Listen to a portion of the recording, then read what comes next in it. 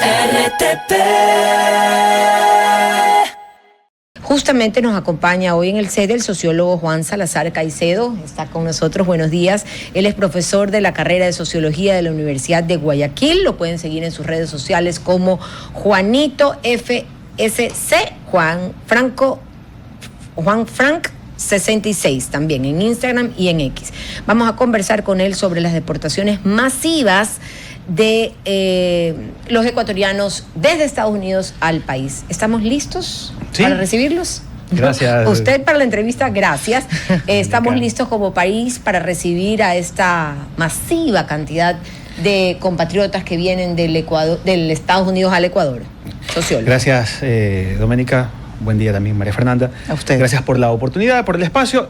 Creo que también se ha tratado acá en el país un poco de manera política el tema de las deportaciones, porque ayer justo cuando me llamaban para la entrevista me puse a revisar números y a conversar con un ex alumno mío que trabajamos tesis de migración. Él trabaja para ONGs que acogen inmigrantes acá, venezolanos y de toda nacionalidad en el país. Y bueno, referíamos que en el 2023 fueron 18.449 y en el 2024 cerca de 14.000 los ecuatorianos que fueron deportados de Estados Unidos. Si eso lo dividimos para las 52 semanas, estamos hablando de que en promedio semanalmente Estados Unidos entre 2023 y 2024 deportaba 300 personas, 300 ecuatorianos. ¿Qué es lo que está pasando ahora? O sea, y en lista de noviembre y diciembre de 2024 quedaron 53.000 ecuatorianos en lista de deportación. Ojo, no con el gobierno de Trump. Tampoco defiendo las políticas antimigratorias del gobierno de Trump, pero es algo que se ha venido haciendo acá. O sea, de hecho, la administración Obama tiene mayores registros de deportación diarios, llegaron entre 500 y 1.000, dependiendo de cuál era el mes que tú pudieras revisarlo. Claro, es un aprovechamiento político, no hay duda de eso. Pero hablemos de dos realidades que hoy quizás son más evidentes en Estados Unidos. La primera, la política antimigrante, que no solamente es la expulsión, sino más protección para impedir su retorno. Así es. Entonces, quizás por ahí tú dices, antes llegaban más, pero igual terminaban regresándose, porque había por dónde. Exacto. Ahora quizás es más difícil. El asunto es ese, ¿no? El asunto es dejar de un lado el tema de cómo se politiza el tema de la migración para entender qué es lo que pasa dentro de Estados Unidos y cuáles son los cambios que Trump empieza a implementar para, como dice María Fernanda, impedir que el migrante retorne, porque hay migrantes que han retornado hasta 6 veces. Claro, que vuelvan a intentar. Que vuelvan a intentar el regreso a Estados Unidos. Por ejemplo, el bloqueo de la frontera México-Estados Unidos, declarar la zona de alto impacto, zona de riesgo, tener también más consideraciones con los temas migratorios y con los temas de citas que ya tenían los migrantes agendadas y tirarlas todas abajo, son políticas que como que bloquean un poco el asunto. Ahora, ¿qué es lo que va a pasar o qué es lo que nos va a pasar a nosotros? ¿O qué es lo que en un futuro cercano nos puede pasar? Muchos de los migrantes que llegan a Estados Unidos eran venezolanos. Se quedan sin la opción de regresar porque de lo que sé, mucha gente se está regresando por voluntad propia. Ya no esperan que llegue la migra, como le llaman, te toque la puerta y te saque, te encadene, te trepe en un avión y te mande a tu país. Haga pausa ahí para separar las aguas. Una vez que te atrapan, te suben a un avión, vas con el sellito de deportado y eso te impide el retorno por 5 años. Y esposado. Y esposado, además del trato, ¿no? Además. Y regresas a tu país de origen. Porque estás en una lista. Ya, 31.000 entiendo que es por lo menos lo que se registra 31.252 de ecuatorianos. ¿Qué pasa si yo soy venezolana en Estados Unidos, no dejo que me agarren, comienzo a migrar? ¿Puedo retornar a cualquier otro país? Ese es el asunto. Okay. Vamos a ver qué pasa en el país, en la región. Regionalmente. El venezolano ya sabe que no puede entrar a Venezuela, va a buscar otras opciones, pueden ser Chile, Perú, incluso Ecuador. Nuestro país, para los venezolanos, se ha considerado como un país de tránsito para llegar a Perú, a Chile y luego migrar a Estados Unidos. Pero con las políticas migratorias radicales del gobierno de Trump, nosotros nos vamos a volver a convertir en un país de acogida de migrantes. Entonces eso nos va a cambiar la realidad social, educativa, en materia de seguridad, en empleabilidad, porque hay que ser claros. Ya tuvimos los picos. Exacto. Sí, ya los vivimos. Y más allá de eso, las ONG no están recibiendo ya desde el 20 de enero los apoyos que recibían de instancias internacionales. Las ONG que trabajan con migrantes. Sí, pero entiendo que eso está por 90 días hasta que se chequeen los presupuestos y se analice si amerita o no. Cada dólar va a ser evaluado. Y me parece que está bien, en principio, es tu dinero, tú mira cómo lo administras. Pero regresemos a la migración, porque el día de ayer el presidente se reúne con el señor Edmundo González, firman 3 objetivos, digamos, 3 acuerdos que luego lo vamos a revisar, Dome, pero no hubo dentro de ese acuerdo, seguro sí, dentro de la conversación, el tratamiento para esta migración, que hay que recibirla, pero que hace que colapsen ciertos sistemas de salud y educación, básicamente. Pero recordemos que Edmundo González no es la autoridad electa. Okay, partiendo de ese punto. Yo lo tengo claro. Hay los acuerdos, no sé cómo se van a ejecutar. Hay un hecho que podría llamarse un acuerdo tácito, pero no un acuerdo interinstitucional entre países, porque el presidente posicionado es Nicolás Maduro. Le guste a quien le guste o a quien no le guste, el asunto es ese. Y lo que se hizo con Edmundo fue un tema mucho más, como decía, tácito, para la comunidad venezolana que está acá y que es reactiva al gobierno que fue posicionado en Venezuela. ¿Ya? Darles un poco de calma, tener ese aliciente que ellos necesitan, porque ellos estaban con Edmundo, y ver que un gobierno que los está, o el país que los está cogiendo, está con su candidato, para ellos es significativamente bueno, ¿no? Sociólogo, ¿qué desafíos enfrentan los deportados una vez que llegan al país? Les es, digamos, difícil para todos, deportados o no, para todos los ciudadanos hoy en día encontrar un empleo, un trabajo fijo, es complicado, es muy difícil.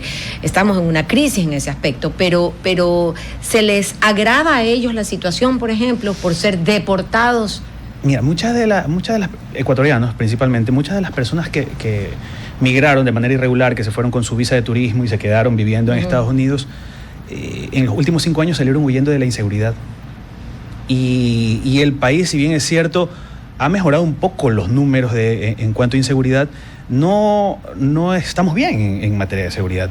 Y ellos regresan al mismo ambiente del que ellos quisieron escapar. Okay. O sea, mucha de esa migración de los últimos 5 años es muy... O sea, la migración de estos últimos 5 años es diferente a la del 2000, a del 99-2000, que fue por crisis bancaria, crisis económica. La migración ahora inseguridad es empujada por también. Inseguridad, empleo. Hay muchas personas que tenían empleo, pero consideraban que no estaban ganando lo suficiente y dijeron, bueno, me voy a Estados Unidos, voy a ganar más. Regresan a una situación ya sin ese empleo que lo dejaron por irse hace 5 años, y con la situación de inseguridad que no ha cambiado mucho. Y otra figura, por ejemplo, aquellos ecuatorianos que viajan ahora con visa de turistas con el propósito de quedarse como ilegales. ¿Cuáles son los riesgos que ellos van a correr? El riesgo es que si lo hacen, ¿no? Ya sabiendo que hay una administración que está muy pendiente, al menos en estados demócratas, porque ahí es donde ha empezado podría decirse, la política antimigrantes en Illinois, en Florida, en estados que no son afines al republicanismo. Yo creo que las previsiones son de cada quien. O sea, si yo ya sé que hay un gobierno que muy probablemente me va a perseguir, pensaría 2 veces en escoger ese país, en escoger esa vía. Pero, ¿no? De repente son puertas que se cierran, no es que de repente, son puertas que se cierran a quienes ingresaron ilegalmente, pero también podemos pensar en la llegada de mano de obra latinoamericana, pero por la vía legal. O sea, lo que quiero decir es que al final sí se pueden abrir más oportunidades de trabajo o de estudio, pero ya desde el marco de la legalidad. Estaba buscando justamente un tuit y se me escapó de un alcalde, no recuerdo en qué estado, que ha dicho que ellos van a proteger a los migrantes, que no están de acuerdo con lo que está haciendo Donald Trump, y que de hecho la policía que ellos manejan no va a colaborar en el trabajo que ha ordenado se haga desde la Casa Blanca, que ellos necesitan a los migrantes. Voy a encontrar ese tuit. No sé si se puede replicar o si se puede mantener. Uno de los estados o una de las ciudades que son santuarios de migrantes es Nueva York, por ejemplo. ¿Ya? Y en Nueva York no se puede tocar a migrantes. Es una política de Estado, pero lo que le está tratando de hacer el presidente de los Estados Unidos es imponer leyes federales en estados que tienen autonomía legal, en teoría. Ahora, el asunto para los migrantes que tienen también algún tipo de, podría ser, no legalidad, pero sí regularidad con la residencia, se complica. Se complica porque porque ya se empezaron a dar casos de xenofobia en contra de latinos. Claro. Y latinos residentes, que tienen sus documentos en regla, que tienen su green card, que están trabajando legales, pero por el simple hecho de ser latinos, el sentimiento xenófobo se empieza a radicalizar por todo lo que irradia el Estado, todo lo que irradia el gobierno de los Estados Unidos a través de las políticas antimigrantes. Y eso que también sucede mucho en otros países y con otro tipo de nacionalidades. Por ejemplo, en el Ecuador usted también encuentra personas que piensan que nuestros hermanos venezolanos vienen, pero por más que los quisiéramos acoger, están mermando el trabajo, el empleo de ecuatorianos que también necesitan trabajar. Yo creo que eso es un poco a nivel mundial que sucede. Sí, unas ciudades más que otras, como usted bien mencionaba, lo de Nueva York. En las ciudades grandes, ¿no? Como Chicago, Nueva York, Miami, Los Ángeles, el sentimiento se radicaliza más porque la urbe es muy violenta. Las urbes suelen ser violentas. Guayaquil, Buenos Aires, Lima, las ciudades grandes suelen ser violentas y suelen ser violentas con los extranjeros, con los ajenos, con los extraños, principalmente con los migrantes. Ahora, el escenario es complicado porque estamos a las puertas de una elección, ¿ya? Y si bien es cierto, el actual presidente, conversaban ustedes hace un rato, la escuchaba muy atento, se está enfrentando a desafíos, se está enfrentando a una elección que está a una semana. Podría decirse, la política migratoria y la cercanía con Donald Trump le afecta, y no es así, ¿ya? Nosotros en la Universidad de Guayaquil hemos hecho un ejercicio desde hace unos 5 años de hacer, ¿cuántos años son los debates? 3 años. Las 3 últimas elecciones han habido debates. Sí. Hacer investigaciones, y ustedes hablaban de las encuestas, hacemos investigaciones cuantitativas antes del debate y post-debate. Y la última que tenemos, antes del debate, había números de indecisos cerca del 37%, y post-debate están en 18%, y los números son muy favorables al actual gobierno, al actual presidente, y hay muchos temas que podrían afectar, como por ejemplo el tema de la migración y recibir migrantes, toda la parafernalia que se ha armado alrededor del tema de la migración en Latinoamérica principalmente, el problema con Petro, el problema con Brasil, pero no es así. Creo que al final el problema del retorno del migrante, ya cuando se conocen los números y se sabe que cada país tiene derecho a ver a quién recibe, sale de la jugada la politización electoral del tema, que más debe obedecer a políticas públicas. Solo algo final.